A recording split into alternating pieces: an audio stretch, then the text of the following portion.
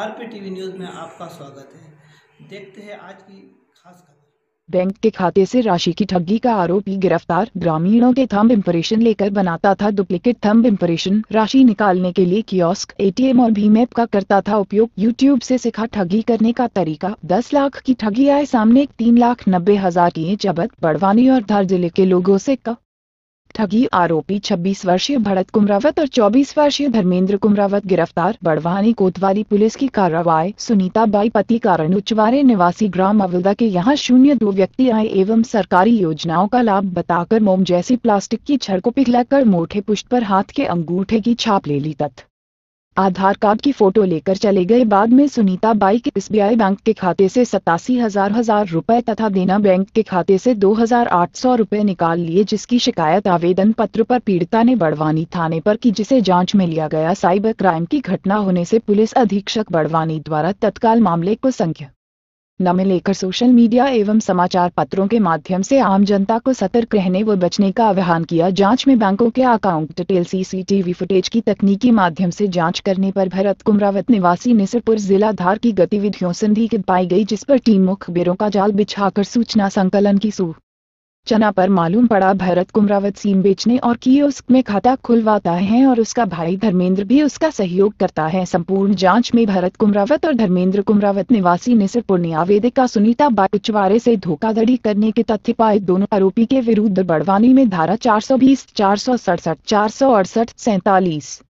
1120 भी भारतीय दंड विधान की धारा 66 रियायती एक्ट 2000 का कायम कर अनुसंधान किया जा रहा है। जांच में आरोपी से तकरीबन 50 से अधिक लोगों के अंगूठे का निशान लेकर करीबन 10 लाख रुपए से अधिक की धोखाधड़ी करना कबूला है। इस तरह की घटना की अन्य 12 पीड़ितों ने भी शिकायत आवेदन थाना बड़वानी में दिया है, जौन पर जांच की जा रही है। आरोपियों के कब्जे से अंगूठे की छाप लगे स्टिकर, 50-60 ग्लू स्टिक, लाइट और सीमा के खाली कागज, laptop, mobile, mini ATM machine, fingerprint machine, blank SIM, लोगों के आधार कार्ड, 3,90,000 रुपए बरामद किए जा चुके हैं। यांग चैंडोलकर भूटिया पुलिस अधीक्षक बड़ा वानी के निर्देशन पर अतिरिक्त पुलिस अधीक्षक सुनीता रावत, एसडीओपी इंद्र सिंह जमरा के मार्गदर्शन में थाना प्रभारी राजेश यादव के नेतृत्व में टीम गठित की गई, जिसमें विक्रम किराणे, जगजोत सिंह, संदेश, शैलेंद्र, सब इंस्पेक्टर लखन सिंह बघाल, रितेश खत्री, साइबर एक्सपर्ट विक्रम किराणे का मुख्य योगदान रहा।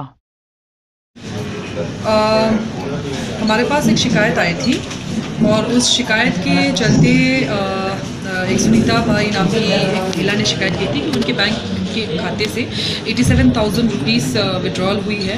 और जब हमने उसको जांच में लिया तो हमारी साइबर की टीम ने इस पर जांच किया और मुख्य रूप से हमारे विक्रम सिंह नाम के साइबर की टीम मेंबर है, हेड कांस्टेबल साहब है, उन्होंने इस पर जाँच पड़ताल की। तो उसमें ये पता चला कि इसमें जो मेन इनका मोडस ऑपरेंडी रहा है कि ये गाँव-गाँव में जाके लोगों से फेक लोगों का थंब इम्प्रेशन लेके और उसकी डुप्लीकेट निकाल के और उसके बायोमेट्रिक के माध्यम से उसकी आधार नंबर और उसकी डिटेल्स निकाल के बैंक ट्रांसफ़र करवाता था।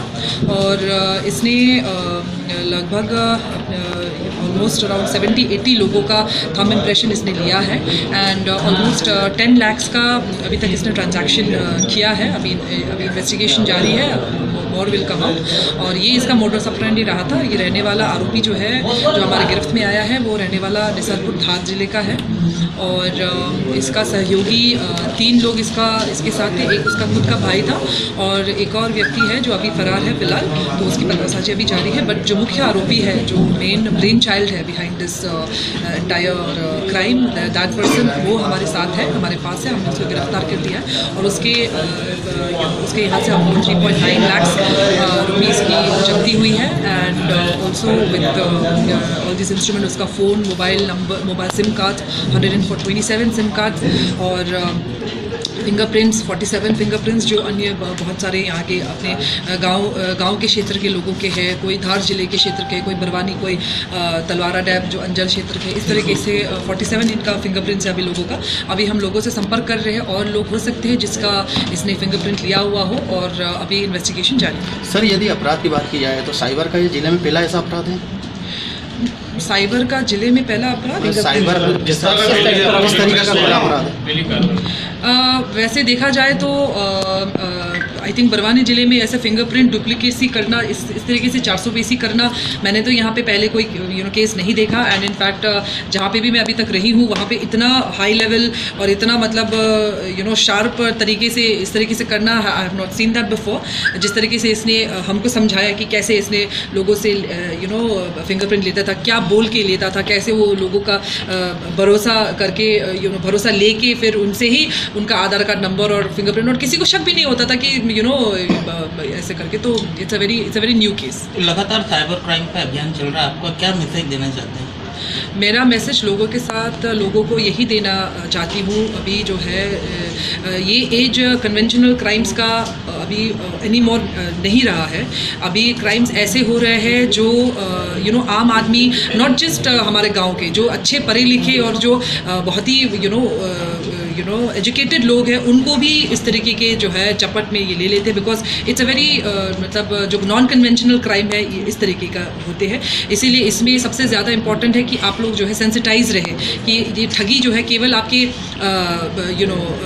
आके घर में आके चोरी करके नहीं ले जाते, ये आपके ऑनलाइन बैंक के माध्यम से, इनफैक्ट आजकल ATM, आपके ATM कार्ड की क्लोनिंग की भी अभी प्रक्रिया सामने आ रही है। जैसे कि आप, इसीलिए मैं आप लोगों से निवेदन करना चाहती हूँ कि आप लोग जब भी बैंक में या ATM में कभी आप ट्रांजैक्शन करें तो प्लीज़ ये सुनिश्चित करें कि ATM में आपके अलावा कोई और व्यक्ति उस ATM के उसके अंदर ना हो, क्योंकि ऐसा रहता है तो वो कियोस्क से ATM से उनका स्वाइप करके और पिन कोड वो देख लेते हैं, तो आप लोगों का पता भी नहीं चलता है कि आपको लोगों का कार्ड क्लोन होके। एंड ऐसे बहुत सारे केसेस दिल्ली में भी रजिस्टर हुए थे जहाँ पे लाखों की ठगी हुई है।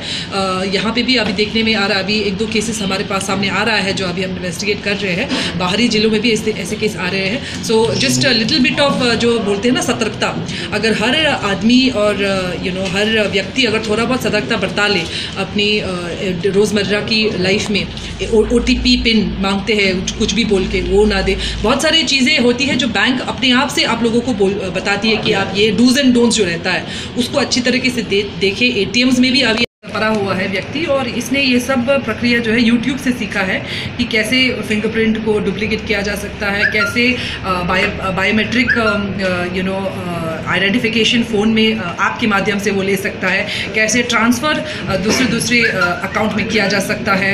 एंड इनफैक्ट इसने ये भी देखा है कि ऐसे अपराध करेगा तो इसमें धाराएँ कौन सी लगेगी, उसमें सज़ा कितनी होगी। तो बहुत ही मतलब शातिर टाइप का व्यक्ति है। ठीक है, तो कितनी जब्त की? 3 लोग जी। राशि कितनी जब्त की गई? 3,80,000।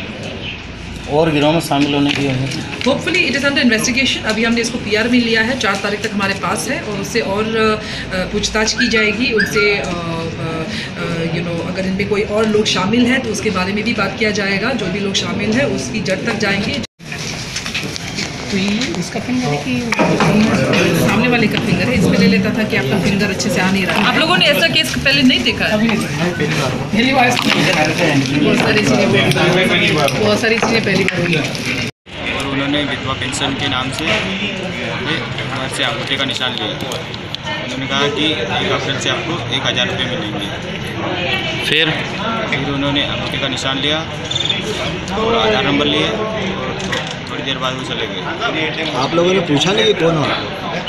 पूछा, क्या बताया? यही कि हम सरकार की योजना की तरफ से आएंगे। कितना पैसा निकल गया आपका? 87,000 यहाँ बड़वानी की बैंक से निकला, और 87,000 बैंक से निकला बड़वानी की, और 2800 रुपये जासन की बैंक से मिला। आपको कब मालूम पड़ा आपका पैसा निकल गया? जब मेरे भाई की फीस भरने के लिए हम पैसे निकालने आए तब हमको पता चला। कहाँ शिकायत की थी आपने? लक्ष्मण कहाँ रहते हो? मधुबन कॉलोनी में रहता हूँ सर। क्या ठगी हुई है आपके साथ? हमारी दीदी के खाते में समूह के पैसे 44,000 रुपये आए थे। तो कुछ 2-3 दिन के बाद जब बैंक गए तो वहाँ पर पूछा तो बोले आपके अंगूठा लगा करके पैसे निकाल ले गए, ऐसा करके बोला। और जबकि हमने तो कहीं अंगूठा लगाया नहीं था। तो कुछ दिन पहले दीदी के यहाँ कुछ लोग आए थे, बोले तो पेन जला करके और कुछ अंगूठे फिंगरप्रिंट, तुम्हारे विधवा भाई के पेंशन बढ़ जाएगी, पैसे बढ़ जाएंगे, 1,000 रुपये हो जाएंगे करके कुछ लोग अंगूठा लगवा के ले गए थे, ऐसा करके सुनने में आए। तो फिर हमने 23 तारीख को थाना पे जाके रिपोर्ट लिखा है उसकी, और अभी 2-3 दिन से बोला कि वो कुछ लोग पकड़ा गए हैं, पहचान करने के लिए बुलाया गया है।